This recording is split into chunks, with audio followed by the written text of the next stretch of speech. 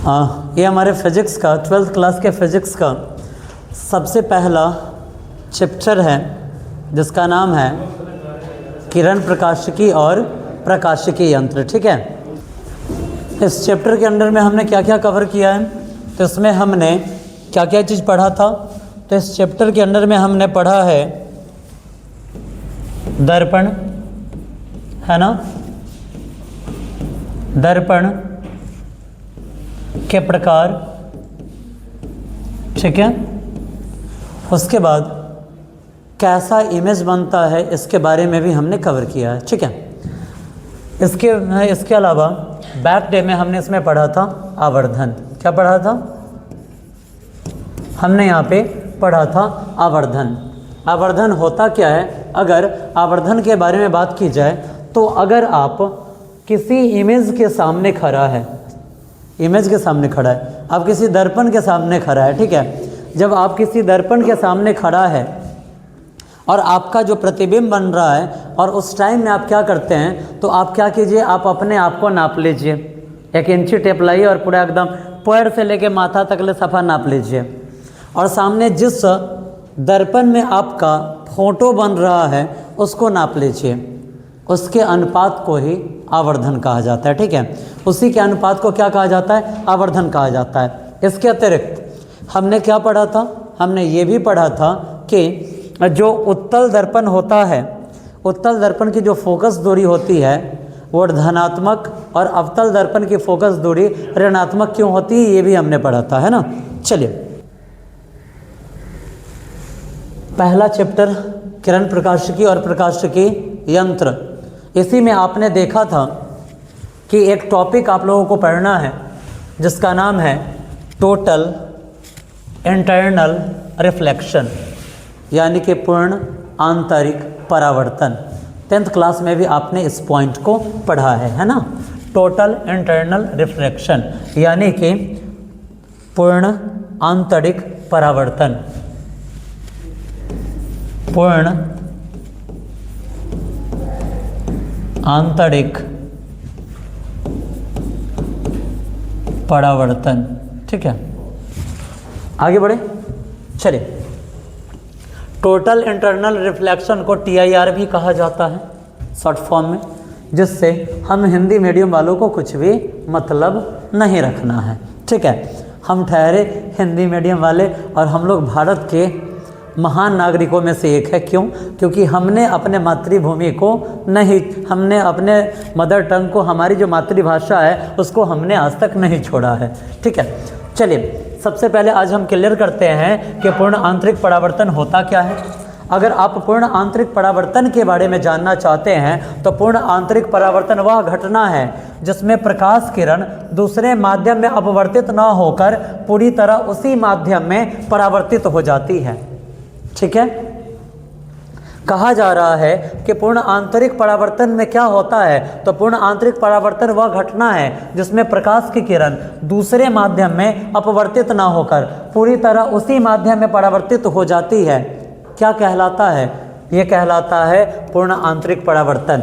ठीक है, मान लीजिए जब भी अगर आपको माध्यम के बारे में बात किया जाए तो आपको पता है कि माध्यम 3 होते हैं, ठोस, द्रव और गैस।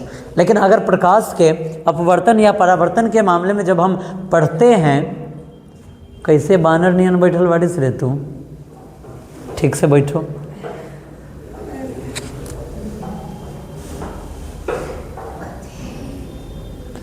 बुढ़ा गए बड़े का रे।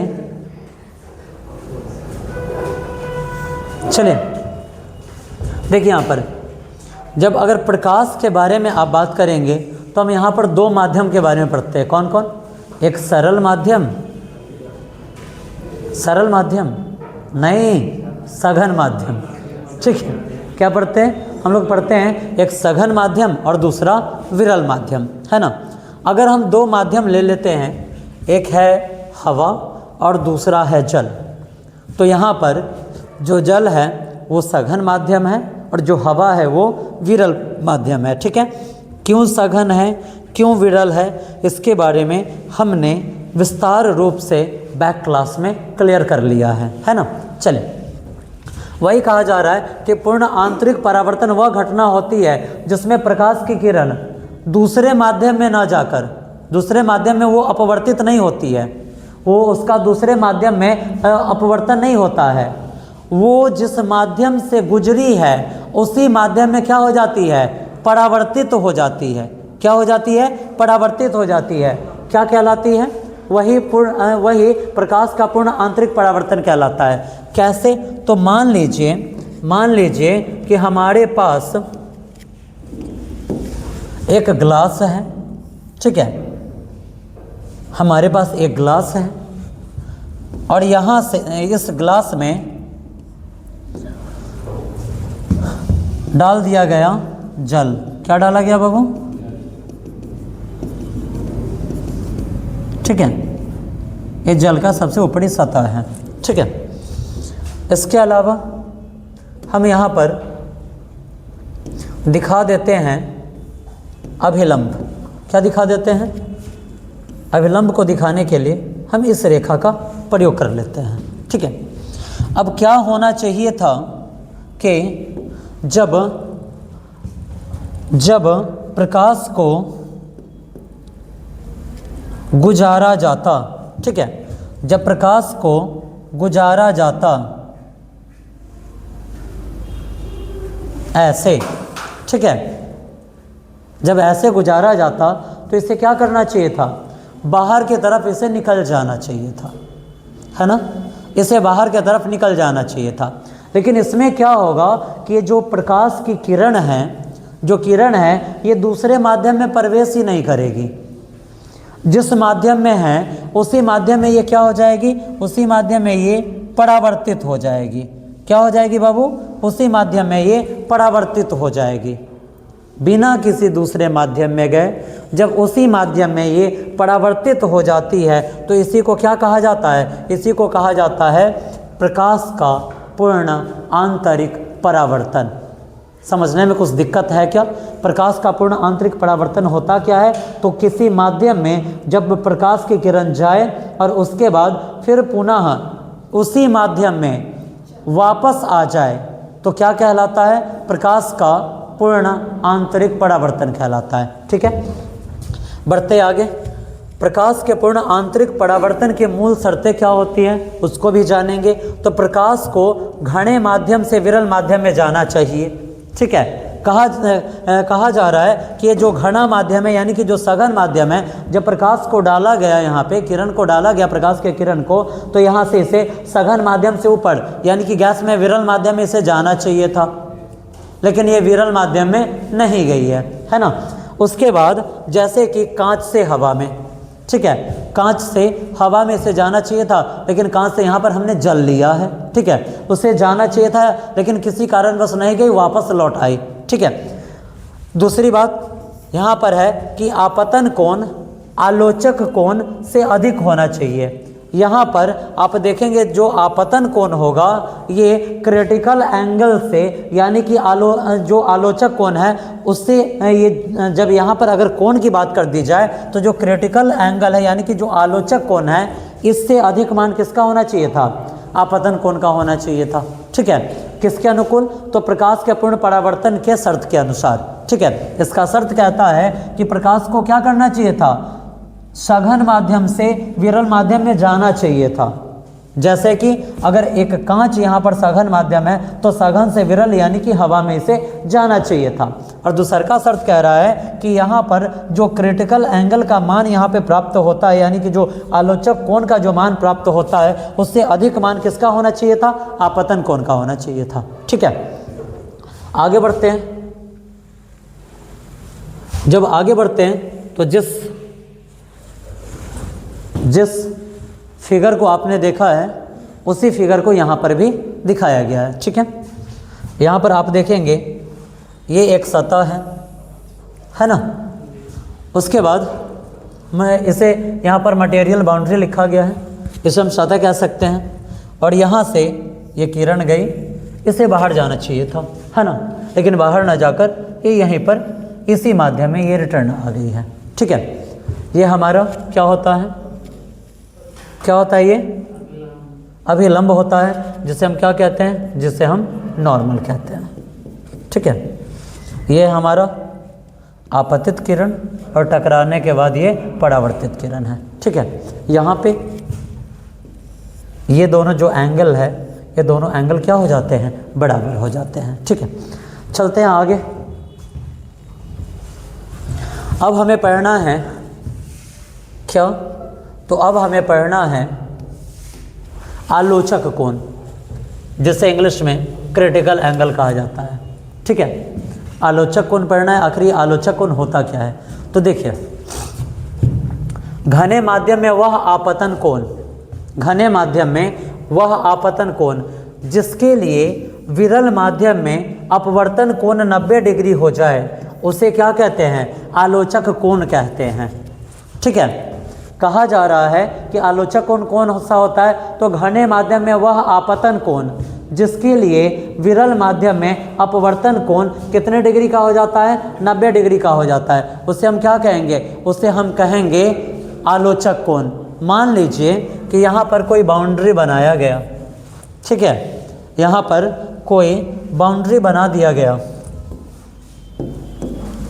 यहाँ पे कोई बाउंड्री बनाया गया।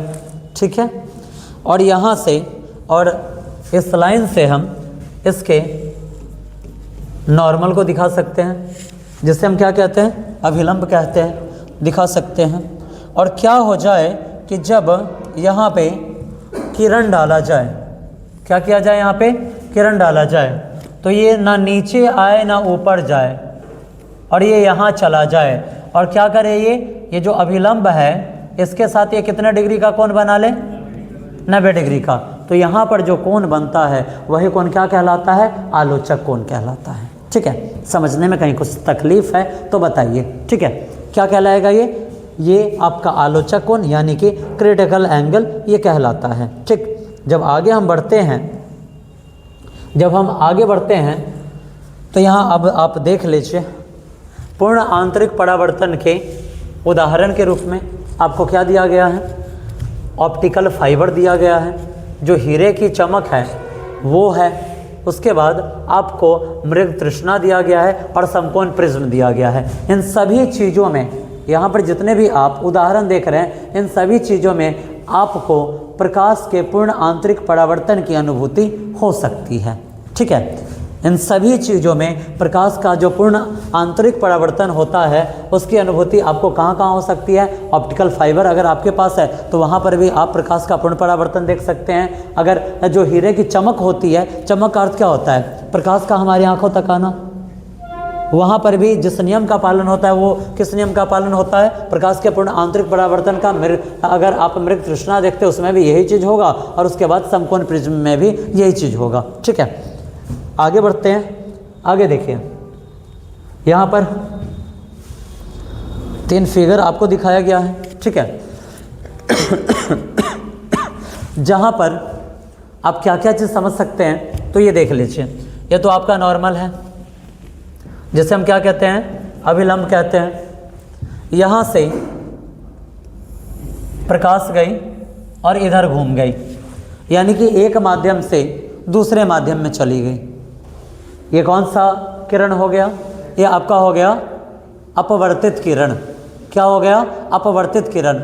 जब प्रकाश की किरण एक माध्यम से दूसरे माध्यम में जाती है और वो अभिलंब की तरफ आ जाए या अभिलंब से दूर हट जाए, प्रकाश के अपवर्तन के नियम का पालन करता हुआ प्रतीत होता है ना, वो प्रकाश के अपवर्तन के नियम का पालन करता है। ध्यान रखिएगा, जब प्रकाश की किरण एक माध्यम से दूसरे माध्यम में जाती है और वो अभिलंब की तरफ चली जाए या फिर अभिलंब से दूर हट जाए, प्रकाश का अपवर्तन हो जाएगा। जब प्रकाश की किरण किसी माध्यम से टकराकर और वापस आ जाए तो प्रकाश का परावर्तन हो जाता है। ध्यान रखना है, अगर टकराकर वापस आ रहा है परावर्तन, अगर अपना रास्ता बदल लिया तो अपवर्तन होता है। ठीक है, कंफ्यूज नहीं होना है। और ये है आपका कौन सा आलोचक कोण है, यही ना, ये भी ऊपर देखे है ना, क्या है ये आलोचक कोण है। यहाँ पर क्या होता है, इसके साथ आप देखेंगे ये जो आपका नॉर्मल है जिसे आप अभिलंब कहते हैं, इसके साथ कितने डिग्री का कोण यहाँ पर बन जाता है, 90 डिग्री का कोण बन जाता है। ठीक है, और उसके बाद आलोचक कोण कौन सा होता है, तो यहाँ पर जो कोण आपको प्राप्त हो जाएगा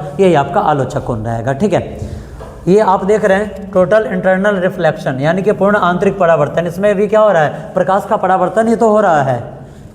प्रकाश यहाँ से गया, सतह से टकराकर फिर उसी माध्यम में वापस आ गया। परावर्तन में भी आपने वही पढ़ा है ना।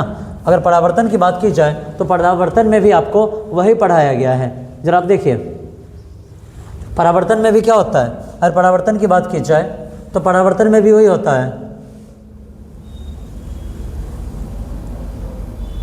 इसमें भी वही होता है कि किसी माध्यम से आती हुई प्रकाश की किरण, किसी माध्यम से आती हुई प्रकाश की किरण जब किसी सतह से टकराकर फिर वापस चली जाए क्या कहलाती है, रिफ्लेक्शन ऑफ लाइट यानी कि प्रकाश का परावर्तन कहते हैं, है ना। चलिए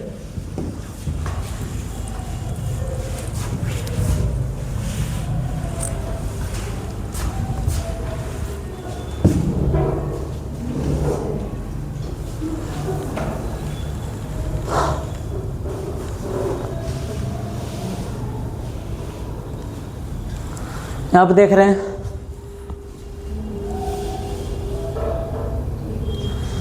आलोचक कोण की बात की जा रही है, ठीक है। Critical angle to some transparent media. Transparent media का क्या अर्थ होता है, ट्रांसपेरेंट मीडिया पारदर्शक माध्यम जिससे प्रकाश आर पार आसानी से आ जा सके, ठीक है। आप देख रहे हैं ट्रांसपेरेंट मीडिया का अर्थ होता है पारदर्शक माध्यम जिससे प्रकाश आसानी से आ जा सके। क्रिटिकल एंगल यानी कि आलोचक कोण ऑफ सम ट्रांसपेरेंट मीडिया यानी कि कुछ पारदर्शक माध्यमों में जो क्रिटिकल एंगल बनता है, जो आलोचक कोण बनता है, उसके बारे में बात किया जा रहा है विथ रिस्पेक्ट टू ईयर। किसके साथ, जहाँ पर एक माध्यम क्या है, हवा है, ठीक है। जहाँ पर एक माध्यम क्या है, हवा है। ये जो हवा है ये सघन माध्यम होगा या विरल माध्यम होगा, ये विरल माध्यम हो जाएगा, ठीक है। हवा के बारे में जब भी बात किया जाएगा ये कौन सा माध्यम हो जाएगा, ये विरल माध्यम हो जाएगा, ठीक है। मीडियम में हम क्या क्या लेते हैं, वाटर यानी कि क्या चीज़, जल। क्राउन ग्लास, क्राउन ग्लास क्या होता है, वैसा ग्लास जिस पर आप देखते हैं ना कि कुछ फूल वूल बनाया होता है। आप एक शीशा का ग्लास लीजिए तो कुछ ग्लास आपको मिलेगा बिल्कुल चिकना सतह वाला, लेकिन कुछ ग्लास आपको मिलेगा कि उस पर फूल वूल बनल होता है। उसी ग्लास को क्या कहते हैं, क्राउन ग्लास कहते हैं। और उसके बाद डेंस फ्लेंट ग्लास, ये डेंस फ्लेंट ग्लास क्या होता है, तो वैसा शीशा जिसका उपयोग लेंस बनाने में किया जाता है, यानी कि हाई क्वालिटी का शीशा, ठीक है, हाई क्वालिटी का शीशा। और उसके बाद डायमंड बोले तो क्या चीज़ हो जाता है, हीरा। डायमंड बोला गया तो हीरा, डेंस फ्लेंट ग्लास बोला गया तो ये उच्च क्षमता वाले शीशा होते हैं जिसका उपयोग लेंस बनाने में किया जाता है। क्राउन ग्लास यानी कि जिस पर तिलिया पुलिया बनल हो, कुछ हव वाला ग्लास हो गया, ठीक है। रिफ्रैक्टिव इंडेक्स, ठीक है, ये जो आप देख रहे हैं ये इसके परावर्तन का मान है और वहाँ पर ये क्रिटिकल एंगल दे रहा है, ठीक है। यहाँ पर ये इसका क्रिटिकल एंगल दे रहा है यानी कि आलोचक कोण यहाँ पर दे रहा है, ठीक है। तो वाटर में आपका जो रिफ्रैक्टिव इंडेक्स बनेगा वो क्या होगा, 1.33 होगा। और यहाँ पर जो आलोचक कोण बनता है वो कितने डिग्री का बनता है, तो 48.75 डिग्री का बनता है, ठीक है। इस वैल्यू को आप याद रखेंगे, ऑब्जेक्टिव में ये काम आ सकता है, ठीक है। ऑब्जेक्टिव यहाँ से पूछा जा सकता है। अगर क्राउन ग्लास के बारे में पूछा जाए, ये दोनों तो नहीं पूछता है। आप देखते हैं 10th क्लास में भी आपने पूछा होगा, अपवर्तनांक के बारे में आपने पढ़ा था, तो अपवर्तनांक भी दो ही चीज़ का पूछता है, जल का और हीरा का, है ना। इसलिए इस दोनों का आप 100% याद रखेंगे, ठीक है। उसके बाद आप यहाँ देखेंगे क्राउन ग्लास का जो रिफ्लेक्टिव इंडेक्स है वो क्या बनता है, 1.52। और इसका जो आलोचक कोण बनता है यानी कि क्रिटिकल एंगल बनता है, कितना बनता है, 41.14 डिग्री, ठीक है। आगे डेंस फ्लेंट ग्लास में रिफ्लेक्टिव इंडेक्स 1.62 और उसके बाद क्रिटिकल एंगल 37.31 डिग्री।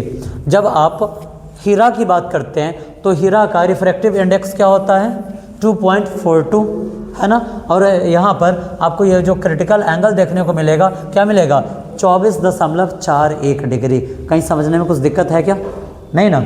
इसी को आप क्या कह सकते हैं, आपने पढ़ा ही है, अपवर्तनांक भी कह सकते हैं। ठीक है, आपने पढ़ा है हीरा का अपवर्तनांक कितना होता है, तो 2.42 होता है, और जल का अपवर्तनांक 1.33 पढ़ा है ना, 10th क्लास में भी ये आपको पढ़ने को मिला था। ये दोनों तो 10th क्लास से रिलेट करता है, ये दोनों अलग हैं। ठीक है, चलिए बढ़ते हैं आगे। अभी आपने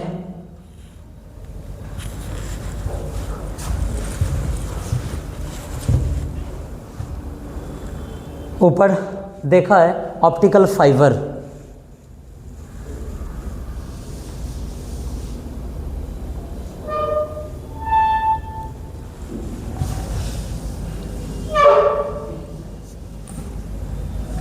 थाने चुप ना रहे कि ना रे, को कहाँ।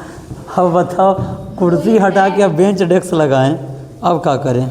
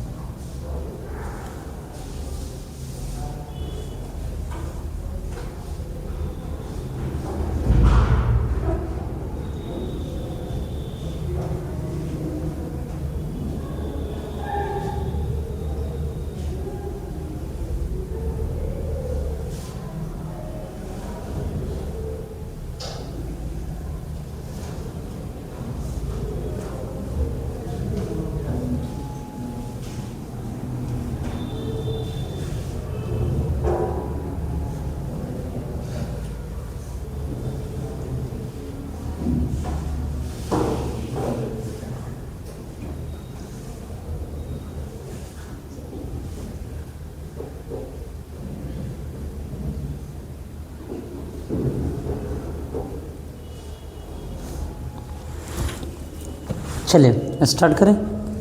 देखिए ऑप्टिकल फाइबर क्या होता है, खबर मोबाइल लिए हैं सचिन बाबू? हाँ अच्छा, हाई तोरा खामो खा बदनाम कर ले रहे। अब वो कह रहा है कि सब आदमी भूखले रह, नीचे जाकर कोई नाश्ता नहीं करेगा। सचिन गया मोबाइल खरीदने आएगा तो सबको पार्टी देगा। देखिए बढ़ते आगे, ऑप्टिकल फाइबर क्या है, तो देखिए ऑप्टिकल फाइबर कांच या प्लास्टिक का बना एक पतला, पारदर्शी और लचीला तंतु होता है जो पूर्ण आंतरिक परावर्तन की सहायता से प्रकाश संकेत को एक सिरे से दूसरे सिरे तक पहुंचाता है। ठीक है, यानी कि ये जो ऑप्टिकल फाइबर है इसका काम क्या है, इसका काम है कि प्रकाश के संकेतों को एक सिरे से दूसरे सिरे तक पहुंचाए। ठीक है, एक किस चीज़ का बना होता है, तो ये कांच या प्लास्टिक का बना एक पतला, पारदर्शी और लचीला तंतु होता है। एकदम पारदर्शी होता है ये, जिसे आर पार देखा जा सकता है, और ये एकदम पतला होता है, एकदम पतला, बाल के माफिक ये पतला होता है, और लचीला तंतु होता है। इसे आप आसानी से ऐसे किया जा सकता है। ठीक है, ये टूटेगा नहीं, क्यों? क्योंकि ये क्या होता है, ये लचीला होता है, और ये क्या करता है, ये पूर्ण आंतरिक परावर्तन की सहायता से प्रकाश के संकेत को एक सिरे से दूसरे सिरे पर भेजता है।